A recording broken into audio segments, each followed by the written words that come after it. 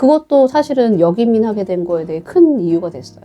이걸 캐나다에서 신분이라고 합니다. 이민은 너무나 현실이에요. 그래서 갈 때도 힘든데 역이민은 더 힘들어요. 네. 그래도 캐나다 가시겠어요? 알고 다시 선택하라고. 현실적으로 준비를 잘 하는 게 중요하지 꿈만 가지고는 안 된다. 전 진짜 현실적으로 말씀을 드려요.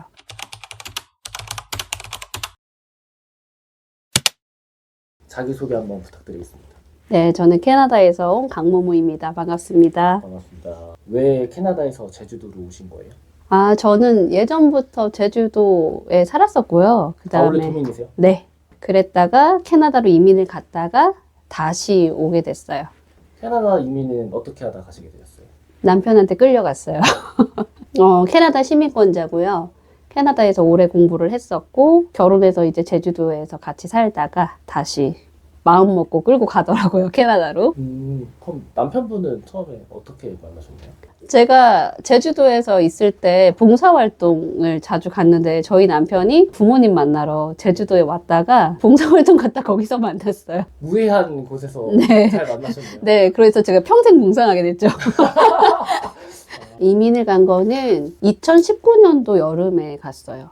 그렇게 오래되지 않았네요. 네, 맞아요. 저는 정말로 가고 싶은 생각이 없었어요. 아이를 키우는 것도 그랬고 사실은 부모님들이 다 제주도에 계셔서 저도 사실은 제주도에서 사는 게 괜찮았고 남편이 캐나다를 굉장히 가고 싶어 하더라고요. 근데 아시는 분들은 아시는데 이민병 걸린 사람은 못 막아요. 그게 또 병이 있나요? 그럼요. 이민병이라고 합니다. 이제 가려고 자꾸 외국에 가서 살겠다. 이런 사람들은 못 막아요. 한번 갔다 오든가 일단 짐을 싸야지 그게 끝나더라고요. 그래서 갔습니다. 계속 가자고 하다가 때 맞춰서 그럼 학교 여기서 보낼 거야? 캐나다 보낼 거야? 이렇게 딱 했을 때 할 수 없이 가야 되겠다. 제가 항상 학교 앞에 살았었거든요. 근데 간단한 것 가지고 제가 화가 많이 났었어요. 예를 들어서 한국에서 지금 법이 바뀌어서 많이 나아졌지만 학교 앞에 왜 차가 휙 이렇게 빨리 달리는 거 있죠. 차들이 되게 빨리 달리고 아이들 기다려주지 않잖아요. 근데 저는 아침마다 항상 그걸 보면서 화가 나는 사람이에요. 노란색 깃발 아세요? 그 학부모들이 이렇게 하는 거예요? 네, 그런 거가 이제 조그만 게 이 전봇대 같은 데 꽂혀 있으면 애기들이 그걸 뽑아서 흔들면서 이제 지나가요. 그런데 남편이 저랑 이렇게 내기를 한 거예요. 자, 봐라.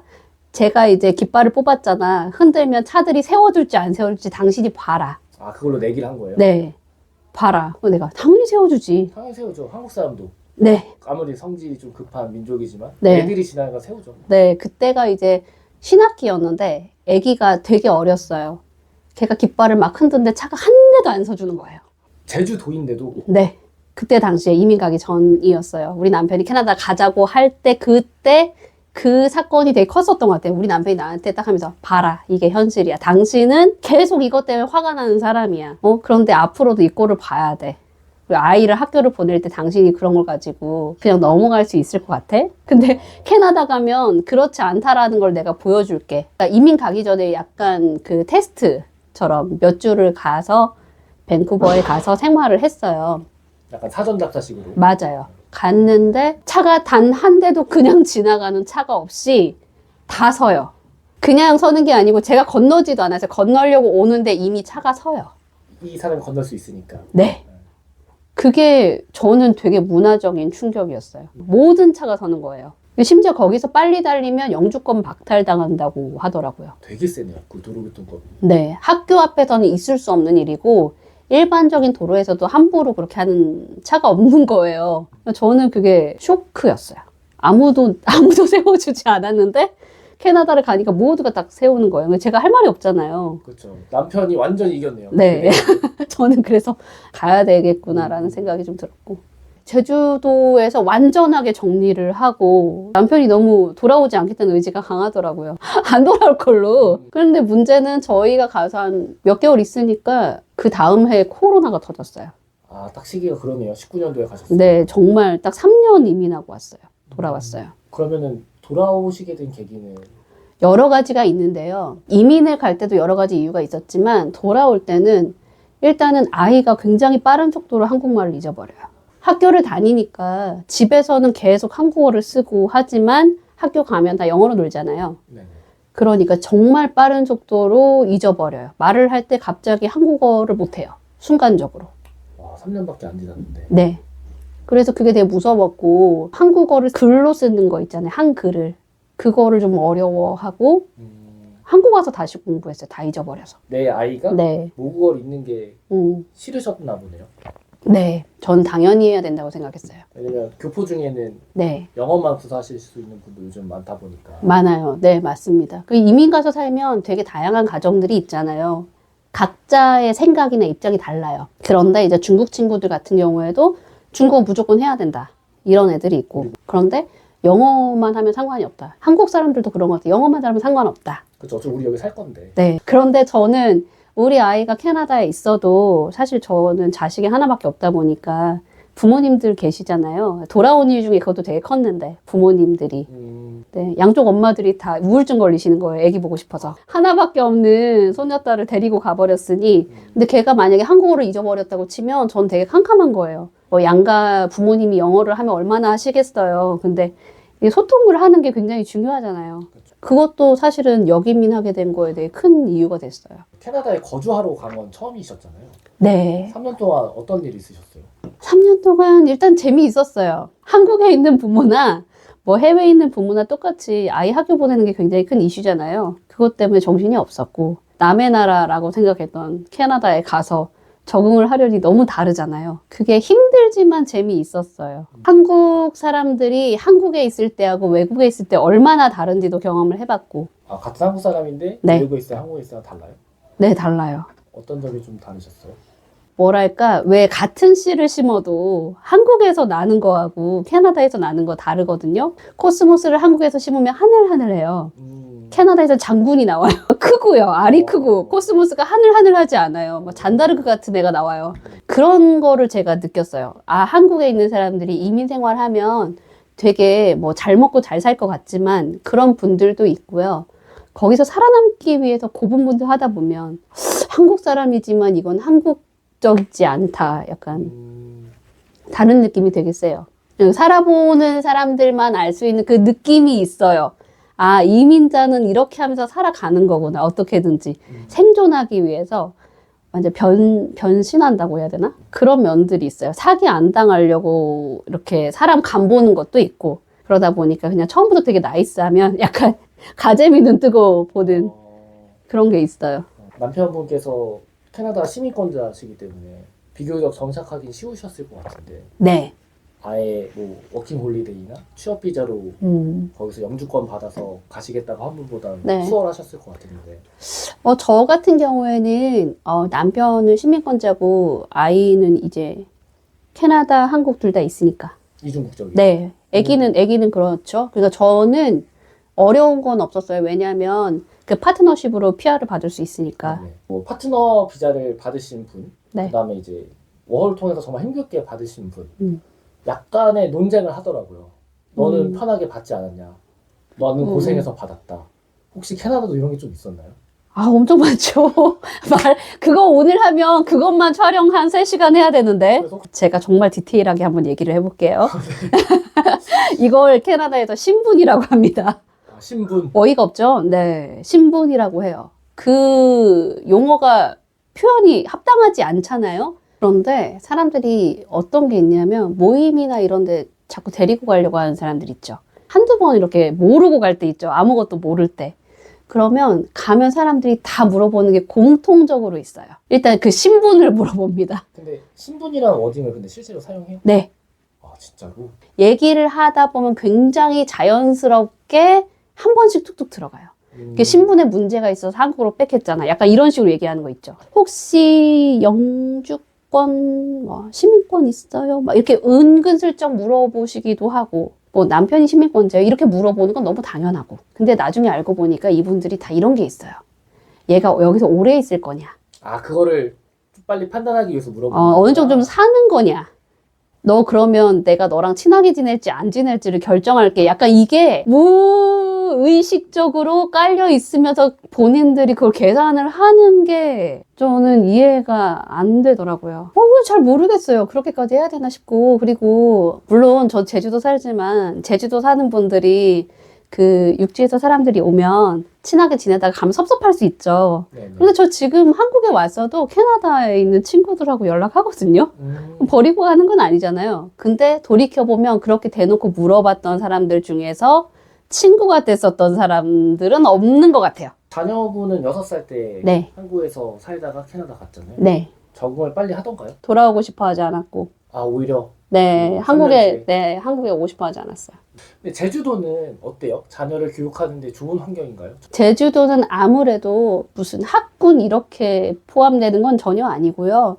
아이를 조금 더 편안하게 이동 시간이 짧은 거리 내에서 바다나 산이나 오름이나 이런 걸 체험하면서 이렇게 안락하게 보낼 수 있는 그런 곳이다. 외지에서 오시는 분들이 거의 학교에서 특히 시외권 학교들에서는 30% 이상이라고 제가 알고 있거든요. 오, 상당히 높네요. 그러니까 시내권 말고요. 시외로 가면 제주 도민보다 시외에서 오신 분들 그리고 이제 외국에서 오신 분들도 있고 저도 마찬가지고 그래서 아이들이 오히려 시외로 가면 외지에서 오신 분들이 더 많다고 생각하시면 맞아요. 우와, 신기하다. 네. 몰랐어요. 교육 자체도 좀 다르고요. 뭐 아이비 스쿨 이런 데는 확실히 다르고 외국에서 온 친구들도 많아요. 저도 시내 학교에 보내다가 아이가 좀 적응하기 힘든 것 같아서 그런 학교로 갔거든요. 아, 와서 어떻게 보면 시행착오 한번 겪었네요. 네. 잘 해보려고 했는데 안 되더라고요. 이 좁은 제주도 안에서도 이렇게 다를 수 있지? 이렇게. 진짜 부모가 어떤 환경을 만들어주냐에 따라서 아예 달라지는 거예요. 네, 맞아요.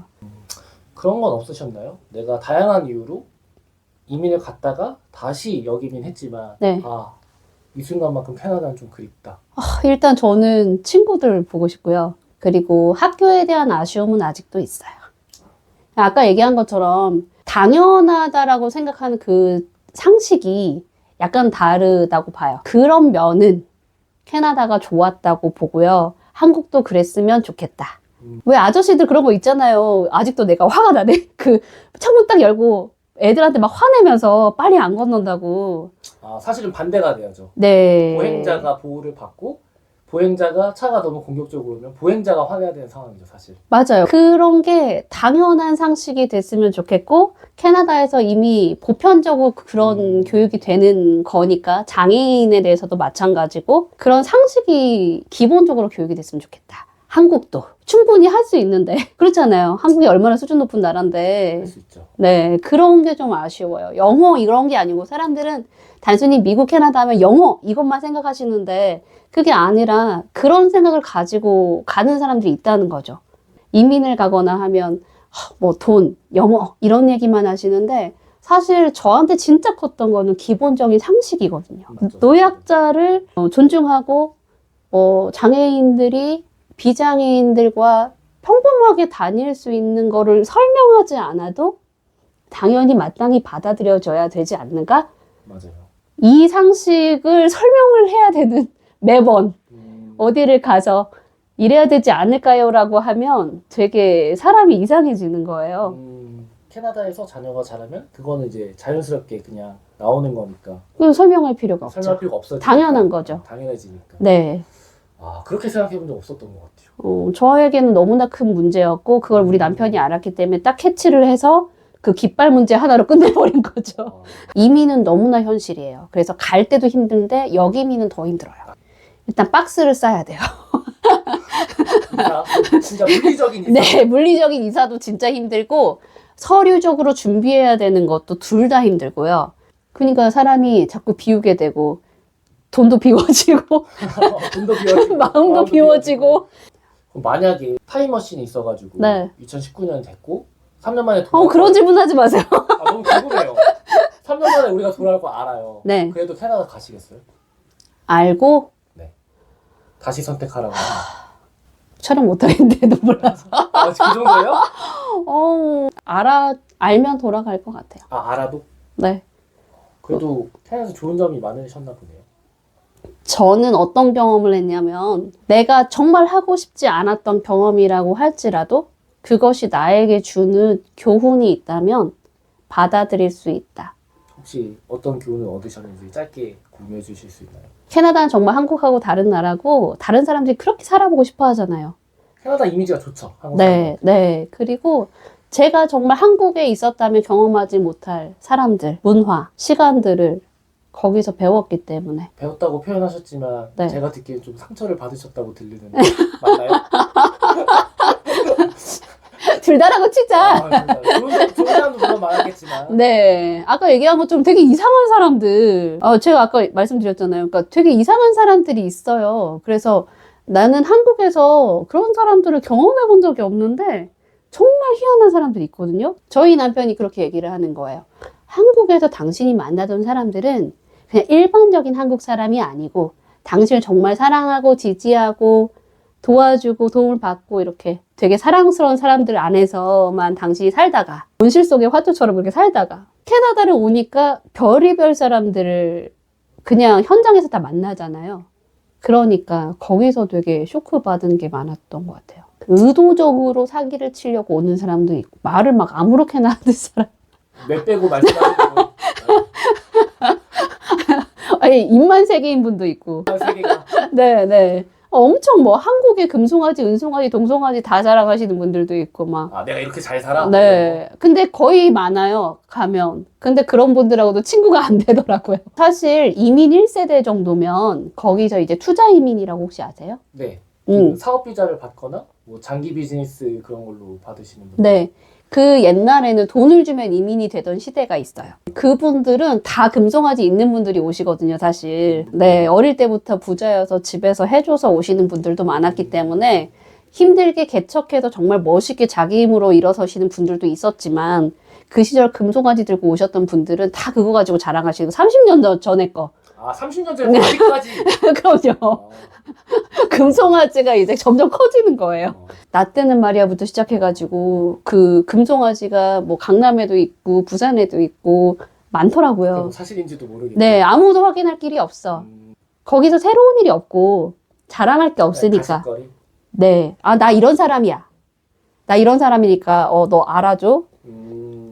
근데 거기서 뭐 마지막 질문인데 캐나다에 가려고 하시는 분과 네, 반대로 캐나다에서 이제 한국 들어오려고 하시는 분 네. 이렇게 새로운 곳에 적응하려고 하시는 분들께 전달하고 싶은 메시지가 있으신지. 캐나다를 가는 것도 도전이고 여기민도 도전인데 너무 대단한 포부와 꿈을 가지고 가는 것도 좋지만 현실이 중요하거든요. 한국에서 내가 뭐든지 할 수 있는데 캐나다 가서 뭘 하지? 오히려 반대였기 때문에 현실적으로 준비를 잘 하는 게 중요하지 꿈만 가지고는 안 된다. 아 진짜 현실적인 얘기다. 네, 가서 살아본 사람은 알아요. 그거 숟가락 빨고 앉아있는다고 해서 누가 돈 주는 거 아니거든요.